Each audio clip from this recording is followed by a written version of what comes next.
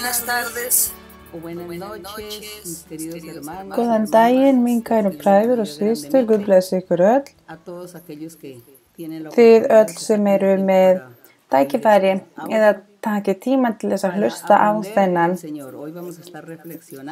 kennslu til þess að læra af Guði. Í dag ætlum við að íhuga í nokkrum versum af orði hans Guðs af því við þurfum að læra kenninguna. Og við þurfum að læra veginn sem að leiðir til eilífa lífsins. Að læra hvernig við eigum að heiða okkur í okkar daglegu lífi, í okkar andlegu lífi. Þannig við ætlum að einbeita okkur rosalega vel í þessum versum sem við erum að fara að lesa. Í Jakobsbréfi kapli 4, Jakobsbréfi frá vers 1 til 10. Og það titill sem heitir Vináttan við heiminn, sem á spænsku. Ég held að í öðrum tungumálum breytist þennan titill. Þannig að við ætlum ekki að leggja áherslu á þessum titlum sem eru í Biblíunni. En við ætlum að einbeita okkur mjög mikið í kenningin sem það sem apostolinn Jakob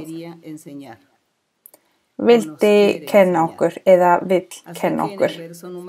Þannig í vers nummer 1 stendur: Af hverju koma stríð og af hverju sennur meðal ykkar? Af hverju öðru en gildum ykkar sem heyja stríð í limum ykkar? Þannig að hann að segja að það eru stríð, það eru misskilningar, það eru rifrildi sem að eiga sér stað á meðal okkar alla. Og hann segir að það kemur frá girdum holdsins. Og hann segir að þessi girdir eru í stríð í okkar limum, sem sagt það barátta, það stöðug barátta varðandi að við reynum að forðast því að leyfa holdið okkar stjórna okkur.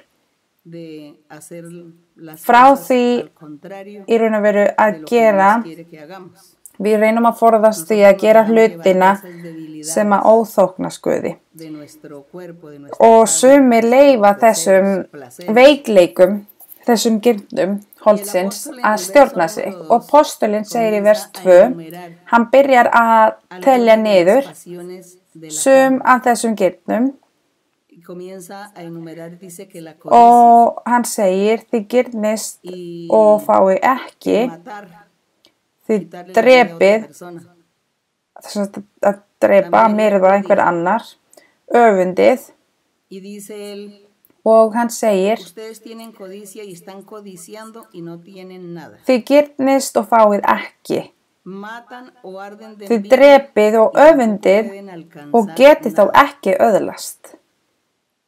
Og hann segir að því að frá öfundi það eru margir sem að myrða aðra út af öfundsins og þau öðlast ekkert, það kemur ekkert út úr þessu, enda kannski í fangelsinu. Og þann sem að girnist að fá eitthvað en sé engar framfarir, af því að þessir girdir eru ekki að leiða til neins. Og hann segir: þið berjist og stríðið, þið eigið ekki af því að þið bíðið ekki. Þannig að hann segir að þetta stöðug barátta allan tíma á milli veikleikana holdsins, og hann segir að það ekkert sem kemur út úr þessu. Svo segir hann í vers 3: þið biðið og öðlist ekki af því að þið biðið illa, þið viljið sóa þið í munaði. Og hann hefur rétt fyrir sér hér af því það eru margir sem að vilja vinna lottóinu og segja að mig langar að vinna lottóinu til þess að fara að ferðast við heiminn og að fara í alla staði sem að allir fara í heiminn til þess að eyða peningin, til þess að kaupa og eiga þetta og hitt. Þannig að þau vilja vinna lottóinu eða pening. Og hann segir að þetta í raun og veru eitthvað sem kemur frá þessari girð eða öfund eða þennan barátta sem að fólk í stöðugt í, sem að fólk sem að vill ná í hluti sem að gera okkur ekkert, sem að virka ekkert í lífi okkur, sem að gera okkur ekkert góða hluti. Og þegar hann segir þegar þið biðjið, þið fá ekkert og þið eru að biðja illa. Svo þið eru ekkert að biðja til þess að þóknast Guði, heldur til þess að sóa því í munaði, í þessum líkanlegum óskum, í óskarnir sem tilheyra holdið.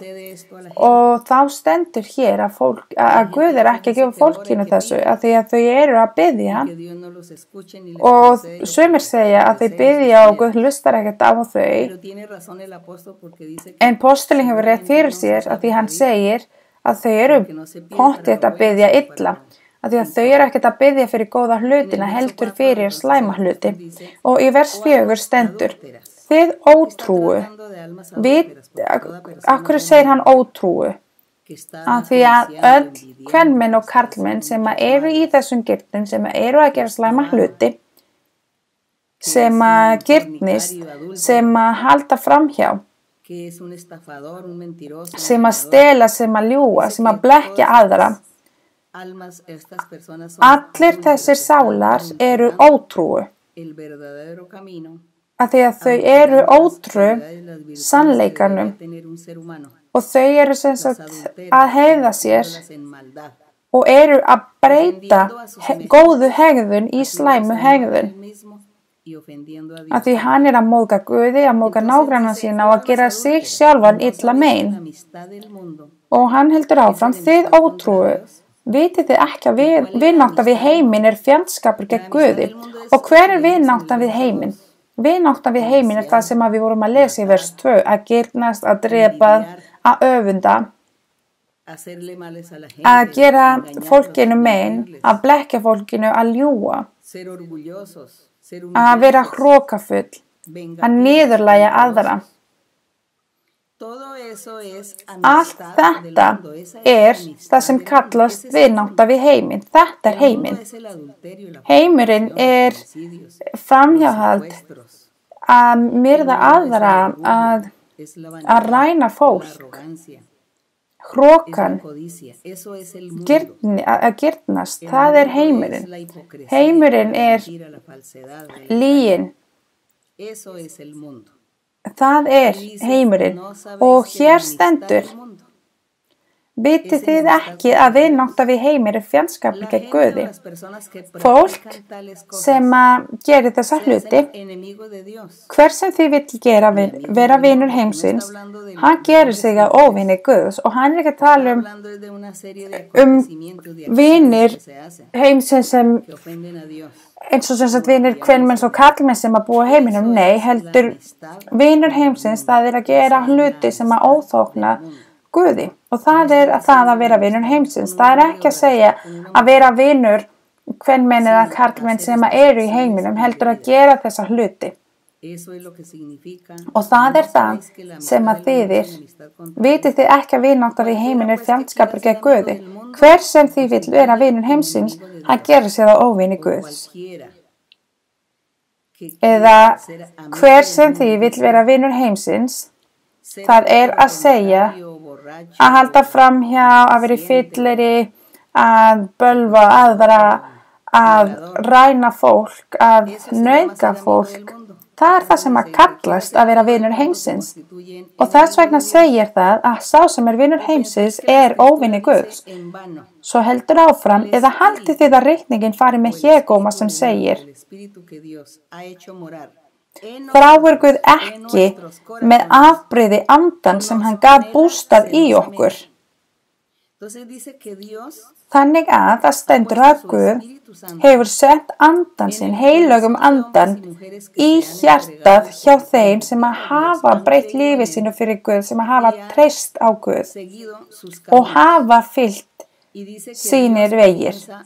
Og hér stendur að Guð þráir þetta fólk með afbrigði og hann vil ekki að þetta fólk sem hefur breytt líf sínu fyrir Guð, sem eru með andanum í hjartanu, hann vil ekki að þau fari tilbaka að synda og gera allar þessar hlutir sem að voru nefndar hér áðan, sem að eru heimurinn, og það er það sem að kallast fjandskapur gegn Guði.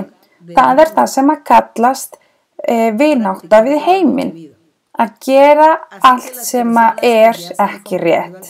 Þannig að allir sem að hafa breytt hjarta sínu, breytt fyrir Guði, hér kemur að Guð er afbrýðisamur og hann vill að fólk haldi áfram að leita að Guði með öllu hjartanum, með sálinu, með sínum anda, og að þau þurfa að halda sig frá því að fara tilbaka til þess að fara aftur að vera vinur heimsins.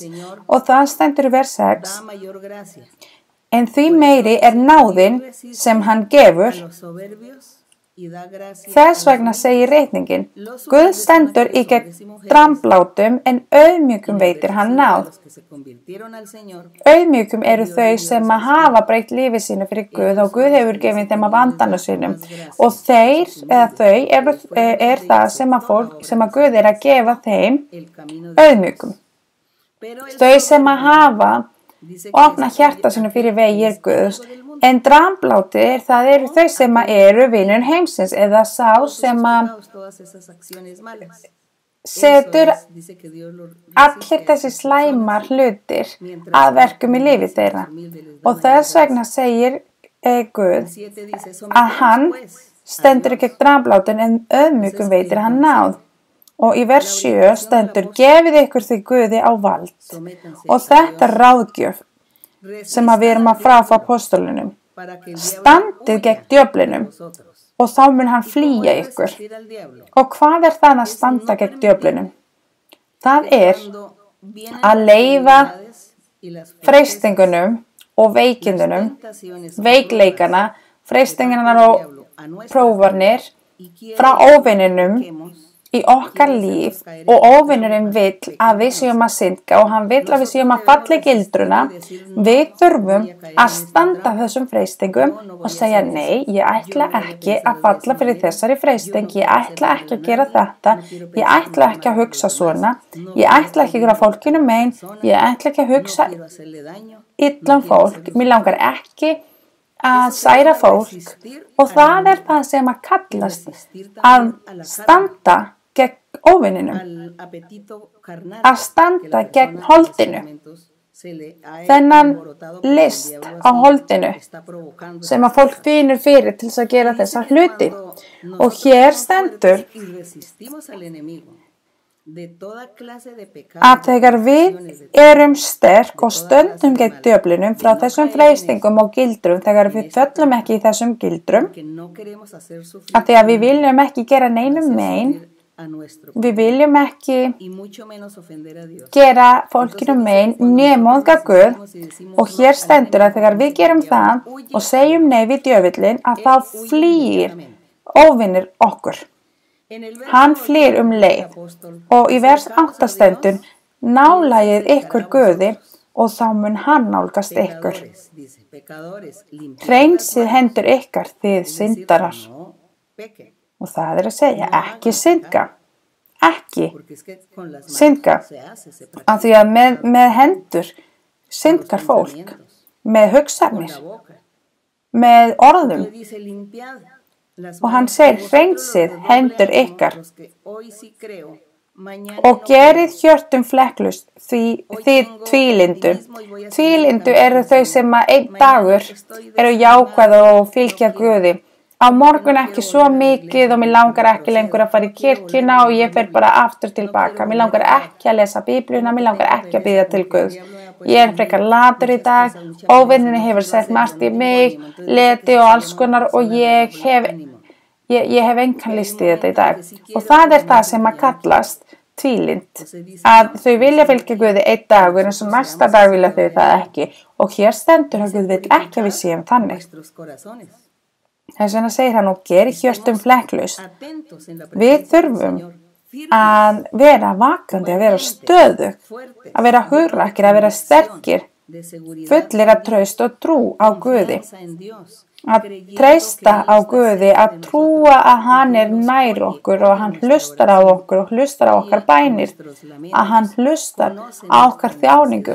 Hann veit hvað við þurfum, hann veit óskir og þarfir okkar og hann þar tilbúin til að hjálpa okkur. Og það sem við þurfum að vera, sterkir, og við þurfum að hreinsa samviskubitið okkar, að vera alltaf með hreinum samviskubit, alla daga. Og í vers 9 stendur, berið ykkur illa, syrgið og grátið, breytið hlátri ykkar í sorg og gleðinni í frið. Þau sem að hafi fallið í gildrunum og sem að voru aftur orðin að vinir heimsins, þá var hann að segja, berið ykkur illa, syrgið og grátið fyrir framan Guð, biðið Guð fyrirgefningar, svo að Guð geti komið til ykkar og geti gert verk í lífið ykkar og breyti ykkur. Og hér stendur,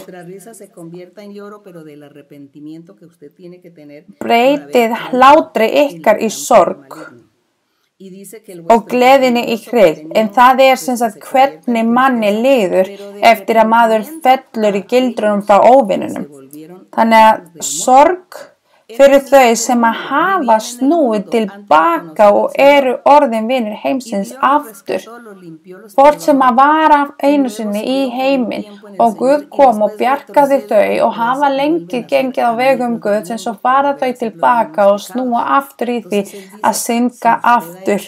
Þannig að hann segir að þú hefur gert þessa hluti, þú hefur fallið í þessum gildrum, þá skaldu syrgja og gráta og beðið fyrirgefningar.